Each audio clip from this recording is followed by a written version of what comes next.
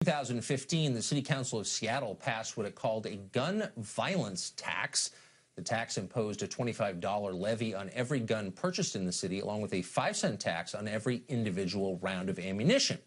It worked in one way. A lot of gun sellers have fled the city for the suburbs. People lost their jobs. Did it work in the intended way? It was designed to make Seattle safer. That didn't happen. Shootings are up significantly this year. Murders have doubled. Will the city reconsider its tax? Joining us tonight is Mark Glaze. He's a gun control activist and a former executive director of Everytown for Gun Safety. He joins us tonight. So, Mark, the point was to make Seattle a safer town, but the murder rate doubled. So isn't this a demonstrable failure? Well, in point of fact, I think the reason that they passed this gun tax was to try and raise some money so that they could study gun violence, which I think is a good thing to do. I don't think a $25 gun tax is the reason murders are up there. The reason murders are up there is that there are a couple of rival gangs who are killing each other with guns. So I hope the universities there use the research money to good purpose. Well, actually, I'm not arguing that gun deaths are up because of the gun tax. I'm merely noting the obvious, which is the gun tax didn't make the city any safer. What's the point of any of this? Your organization, these studies you're calling for, gun control itself, if it doesn't make a city safer? That's the whole point, right? Well, look, in fairness to the folks in Seattle, I don't think they imposed a $25 gun tax thinking that that would be a silver bullet, no pun intended, that would stop gun violence in the city. What they, I think, were responding to is the fact that the gun lobby has made it impossible for the federal government to study gun violence. They basically banned the use of federal dollars for that purpose. So they were trying to raise some money to study things that might work, and I hope they use the money for that purpose. Mark, come on now. Again, the whole point of all of this, the whole point of the studies is to reduce gun violence, right? And it doubled. And so it's hard to take you or people like you seriously if you don't let the data drive your conclusions. And the data here are really clear, crystal clear. This didn't work. So why would you still support it? Yeah, look, all I'm saying is that nobody in Seattle thought that putting a $25 tax on the sale of guns was actually going to stop gun violence. What they thought it would do, and what yes, it has they did. done, they said it would make it a safer city. That's not true. That's what they said. They said it would make it. They didn't say it would end all gun violence, but they said it'll make it a safer city. And the city got more dangerous. And so why are we the only show calling BS on these people who, by the way, won't return anyone's calls? They wouldn't return Fox's calls. They don't want to be held accountable for their dumbness and the fact that their idea didn't work. But, like, why not go back and compare the claims to the results? We're doing that, and, look, it's a failure. So let's try something else, no? Well, look, I think they should have returned your calls. I really like being on your show. I think they would have enjoyed it.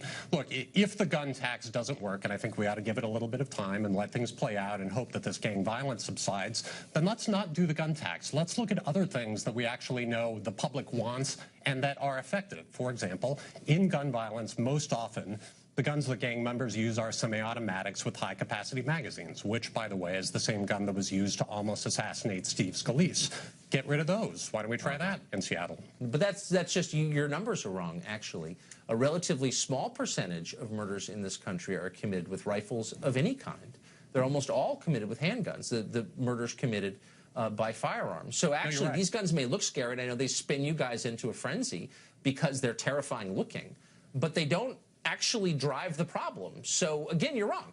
No, you're totally right about that. What I was saying is that I know I am. You always are.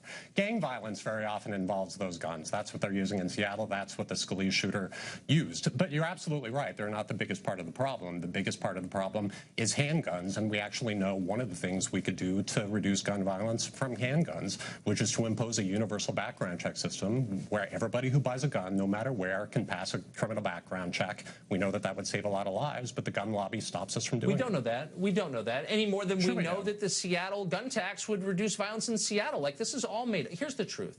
There are about as many firearms in America as there are people, right around 300 million. Right. And as long as there are that many firearms, they're going to be the attendant problems. And also the upsides. I own a lot of firearms. I like firearms. But there are downsides, too.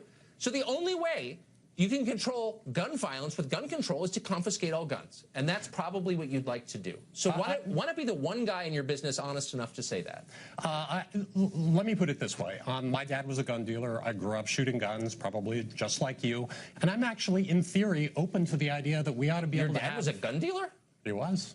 He was, and he actually believes. Paging Dr. Freud. What does he think of the fact you're a gun control guy? Well, he likes it because he believes what I'm about to say, which is, in theory, we ought to be able to have as many guns as we want in this country. But we basically run a pilot project on that proposition, and it has failed catastrophically. Which means I think you're absolutely right. Unless we have dramatically fewer guns and we make them dramatically harder to get, it's impossible to craft laws that are going to stop all of the bad guys but let the good guys do what they want. I think we have to have buyback programs. You also know that states with massive levels of gun ownership, Vermont, Wyoming, have relatively low gun death rates. Vermont's, I think, third lowest in the country. It's got the loosest gun laws. So there's no connection between the number of guns people have and the number of crimes they commit with those guns. That's just not true. And so you'd have to basically take guns away from people who don't want to give up their guns. What does that look like? Well, 2 points about that. First of all, the states that have the weakest gun laws tend to have the highest rates of gun crime, though they may be lower in absolute numbers. But, you know, Matt Damon actually said something interesting. That's not true. It is true. When he was promoting his movie Born, and he got a little bit of flack about it, but less than I expected. He said, you know, I've been to Australia, and people there are pretty happy. They have basically, not just after a mass shooting, they not only banned assault weapons, they actually had the government buy them back. And they have not had a mass shooting since. I happen to think we ought to start thinking about that. That's not true. That's not true. They didn't buy them back. They confiscated them by force. You had no option. It wasn't voluntary. No, if you tried that in this country, you would have a civil war in about 10 minutes. So why not just, like, is that the plan? No, is to take people's guns by force? Just say so. I mean, just let us know what the plan is. I'd love to know. Right. There's a lot of different things we ought to try, and we're not trying them. But we recently, an organization I work with called Guns Down, did a poll, and they actually asked how many likely voters and how many gun owners would support a program where you were required to turn in your assault rifle to the government if the government would buy it back. It had over 65% support, including among gun owners. Yeah. Yeah, I think the 35% would be pretty tough to crack. And I would be in that group, by the way. So good luck with that, Mark. Hey. Good to see you. Good to see you. Thanks.